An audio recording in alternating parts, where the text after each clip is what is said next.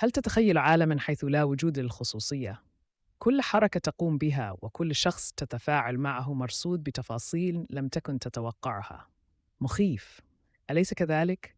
هذا العالم ليس خيالاً علمياً، بل هو واقع محتمل للغاية، يمكن أن يصبح جزءاً من حياتنا اليومية، فيما لو تخلينا عن خصوصيتنا. يجب أن نكون واعين لذلك. كيف يؤثر غياب الخصوصية على حياتنا اليومية؟ هل تستطيع أن تتخيل كيف ستكون أفعالك مأخوذة بعين الاعتبار في كل لحظة وتفاصيلها تستخدم ضدك؟ كل خطوة تخطوها وكل خيار تأخذه يصبح موثقاً ومحفوظاً في سجل لا يمكنك الهروب منه مهما حاولت. هل ترانا نستطيع النجاة من ذلك؟ وهل نعتبر ذلك تقدماً تكنولوجياً أم خطراً يهدد الحريات الأساسية التي نتمسك بها؟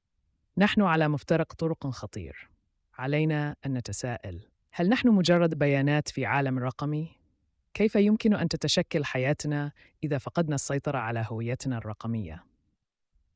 فلنفكر في ذلك قبل فوات الأوان، لأننا قريباً قد نجد أنفسنا في عالم لا نستطيع التعرف عليه ولا يمكننا تغييره.